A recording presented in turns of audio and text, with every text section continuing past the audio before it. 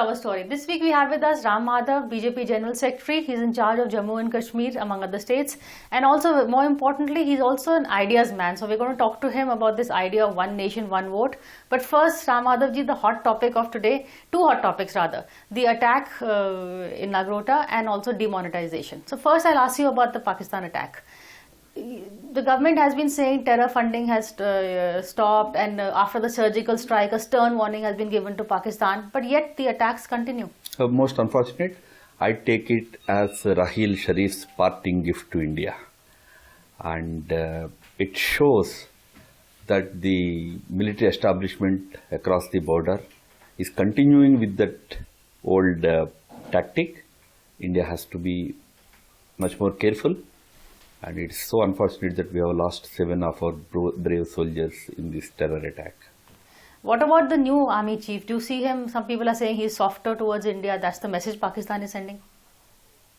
You see, every time a new chief takes over, I don't want to be cynical, I don't want to be pessimistic, but every time a new chief takes over, many such reports we get to see.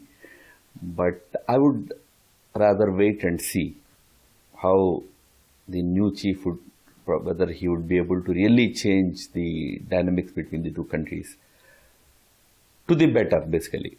Let us see. Sartaj Aziz is also visiting India this weekend. So would there be any formal engagement with him because he's coming for a separate function?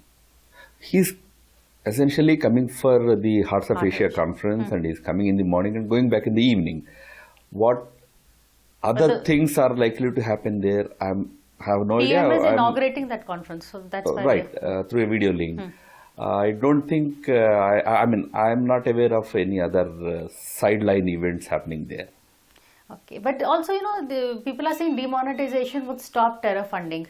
Do you have any proof of that? Because, we've seen more attacks, or do you feel that some difference has been made on the ground? The demonetization has certainly had a big impact on underground mafias, terror groups, insurgents, because most of them thrive, number one, on big currencies, number two, on the fake currencies. Due to this action of the government, both these sources have dried up for them. The government, the people in the government in Jammu and Kashmir tell us that definitely this has had some good impact on the valley, meaning the violent activities, the stone pelting, etc. suddenly stopped there. Similarly, we hear of accounts from Maoist infested areas also, that there is definitely more of surrenderings, less of their movement that is being noticed. So you can only surmise from these things that definitely it had an impact on these underground activities or the terror activities. Okay, what about the overground activities? A lot of, because of demonetization, people are saying good idea but implemented badly. What is your take on this? Look, this is all ever-changing criticism of the program. Now, the goalposts have been, every day they are changing the goalposts. Now, first they said the idea itself is bad economics, they said. Then they said bad politics. Now, then suddenly they said, no, program is good, implementation is bad.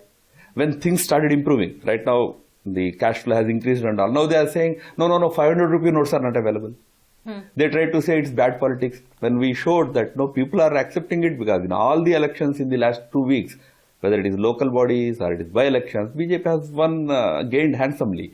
So politically also, it is a good move. Although I for a moment, I don't think that PM had any political thinking about this move. It was purely and clearly a move to kill the parallel economy in this country. Nothing to do with UP elections, because we have politicians, Kapil Sibal on record has said that his total feeling is he hasn't sorted through, it's not an economic move, it's bad economics, all to do with UP.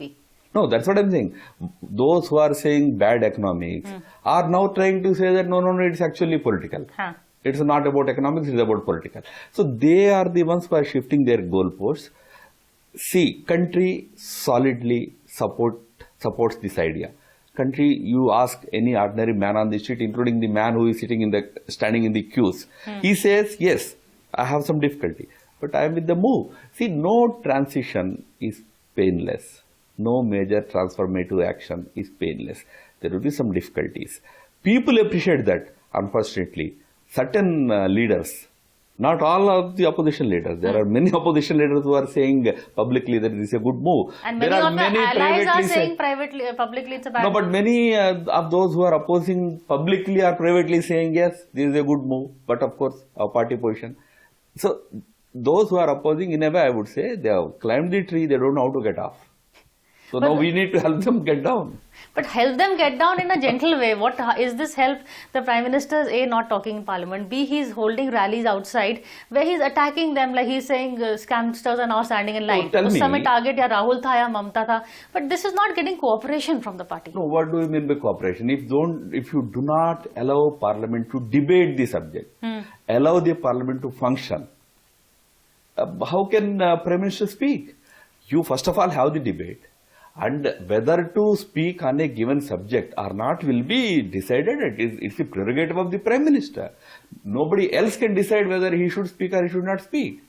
But you are not even allowing debate to happen. Because you are scared of the debate. Because you don't have any arguments against demonetization. During 2G scam, you are the people who said let Manmohan speak, let the Prime Minister speak. No, that is precisely what I am saying. Allow the debate. When the necessity or occasion comes, whatever needs to be done will be done by Prime Minister. But you don't want a debate at all in the first place. You need an excuse every day.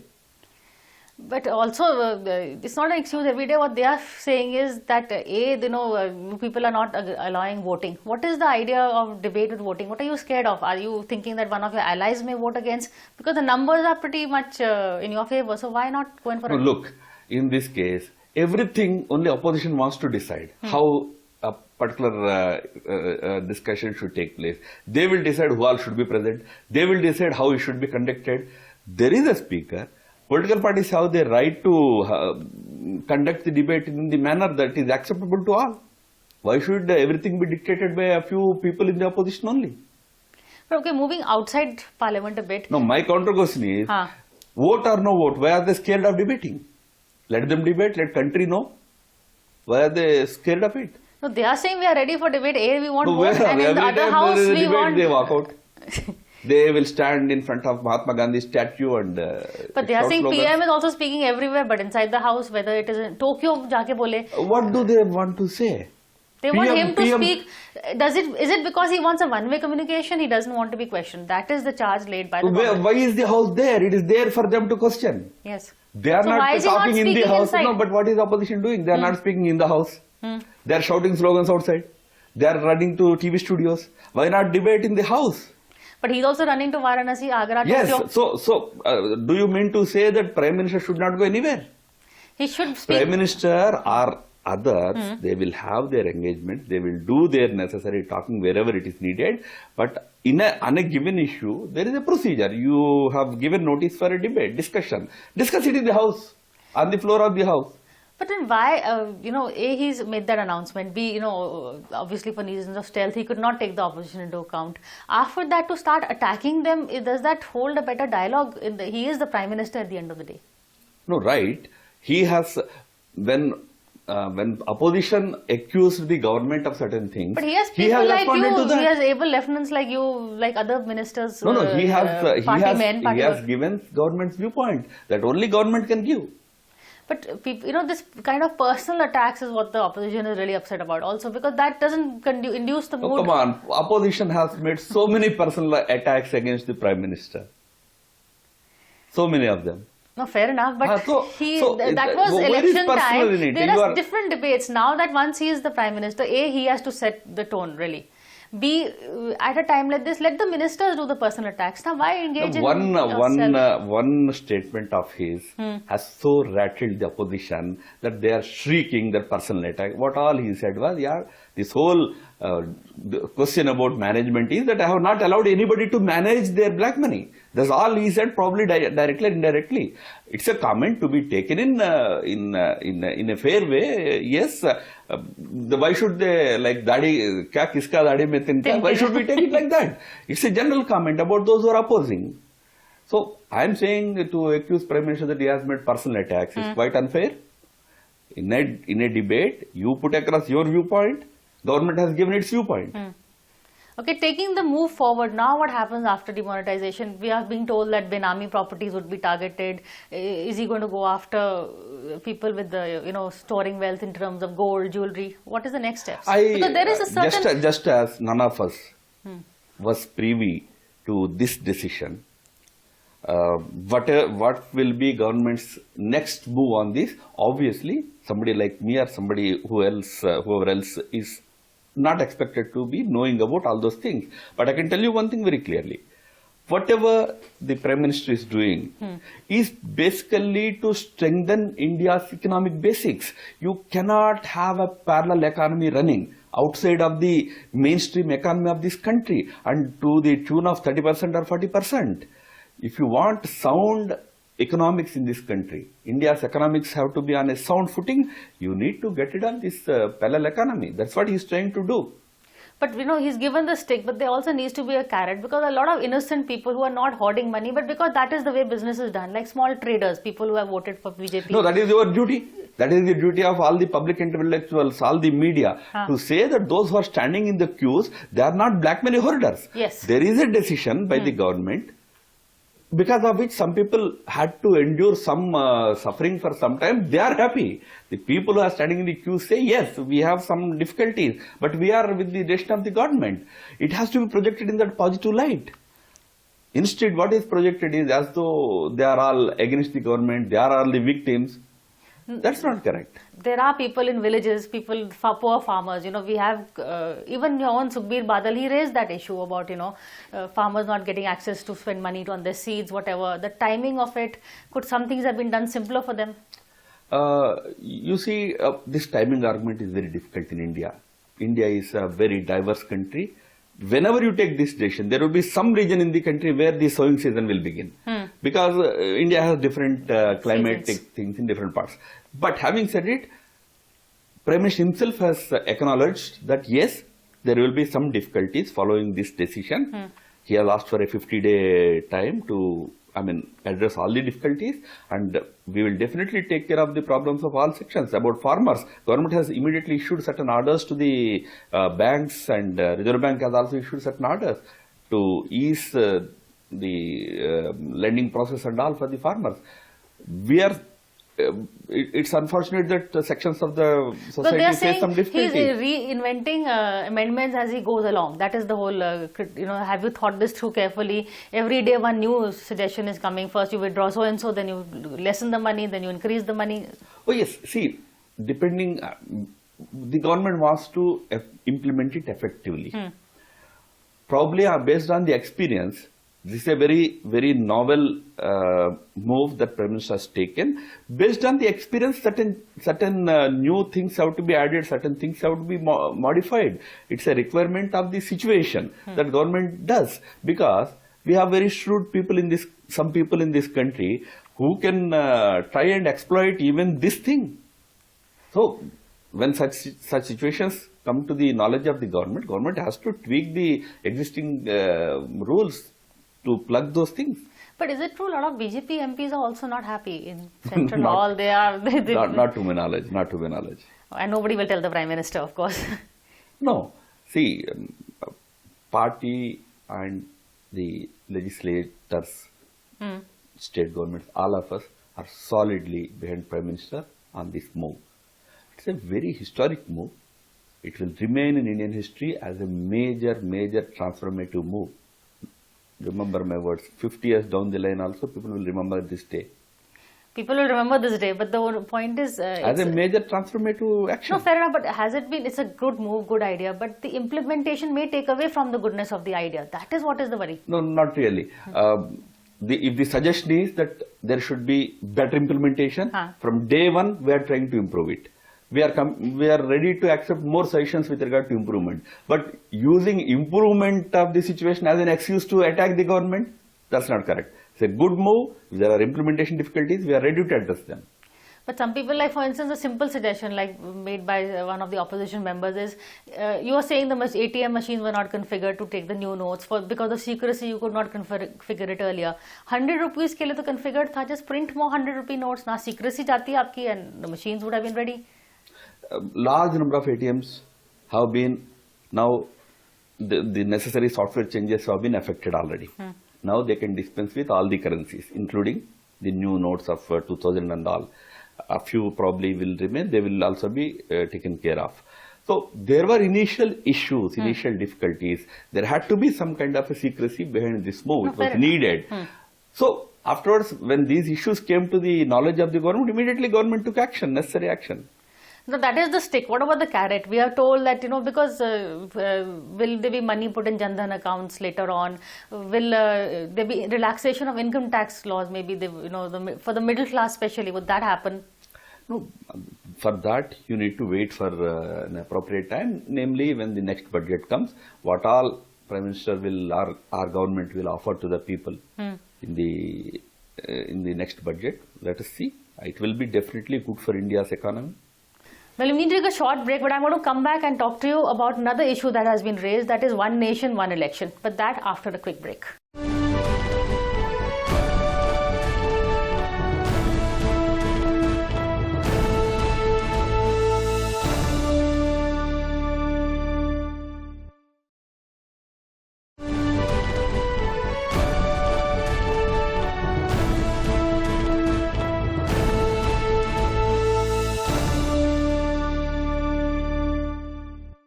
Welcome back to Cover Story. We are in conversation with BJP General Secretary Madhav. Madhav, before the break, I wanted to talk to you about this proposal by the Prime Minister to include one nation, one election.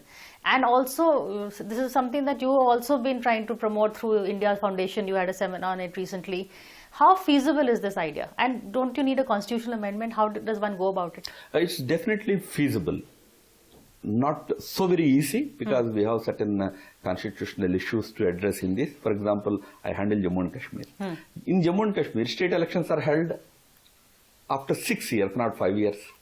Yes. So how do we bring it into one nation, one election? So these are some of the issues. Like other states also, then we have this issue of no confidence. Anytime you can bring down the government. So how do you address these issues is crucial. So it is feasible, it is good for India in my opinion personally, but for that, number one, you need to build a larger consensus in the country so that necessary constitutional amendments can be made. And the debate has only begun now. One need not conclude that it's going to happen in 2019.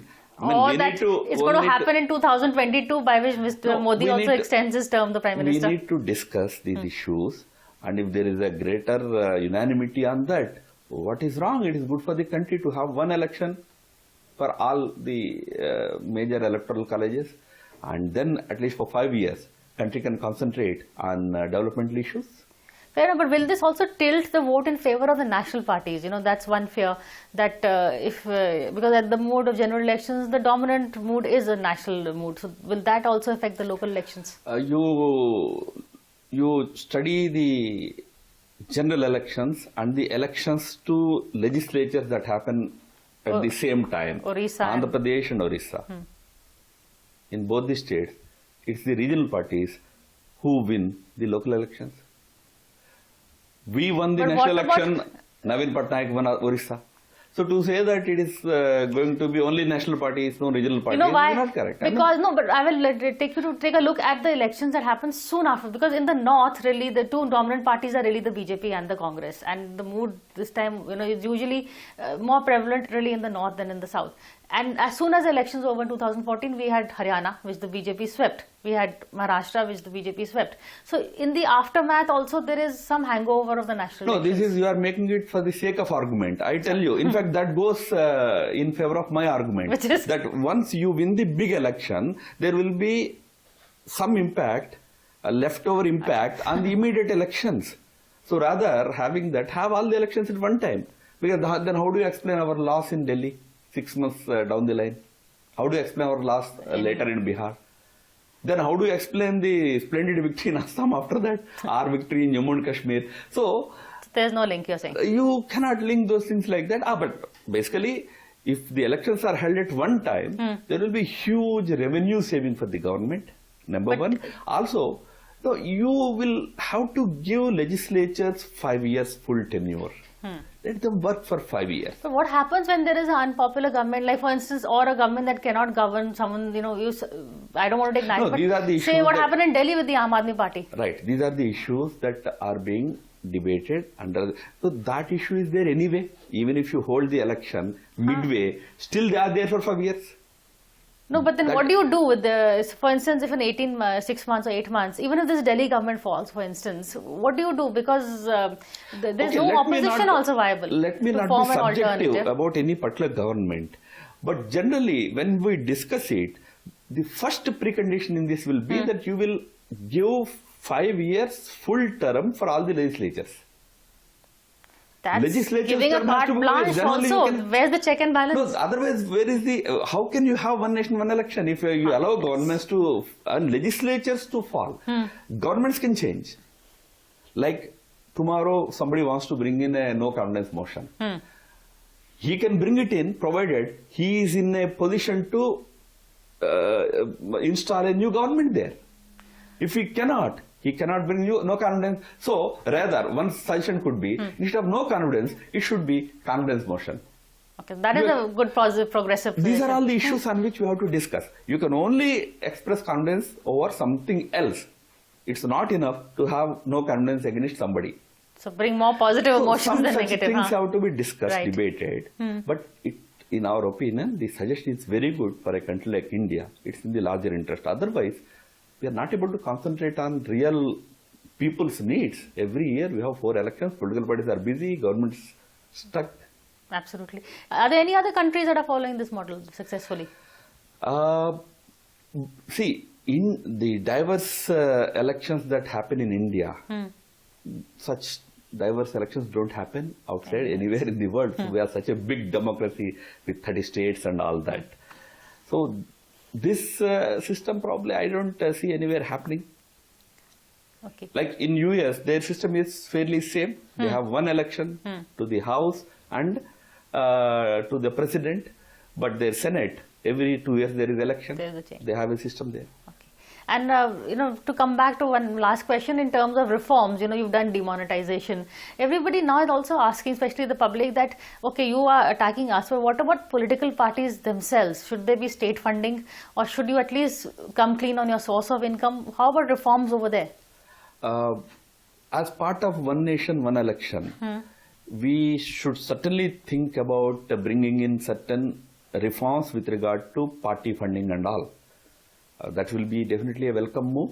We should have some. Should you kind make of transparent your funding? Why not? Source Why of not? funding? Why not? We can certainly consider as part of the larger electoral reforms, like one nation, one election. We can think of reforming party funding, transparency, and all those things, and whether state can also become a complementary funding agency in elections.